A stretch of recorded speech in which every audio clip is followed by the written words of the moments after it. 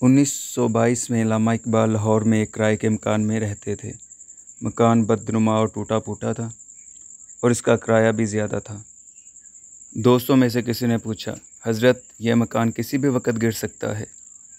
अल्लामा इकबाल ने जवाब दिया, हाँ, ये तो मेरी दुआओं से ही कायम है। पूछा गया, आप इतना किराया भी देते हैं? इस किराए में तो इससे बेहतर मकान मिल सकता है।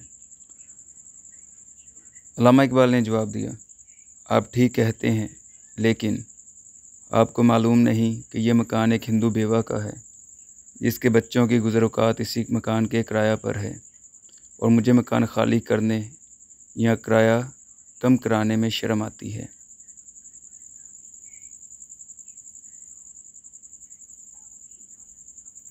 शुक्रिया।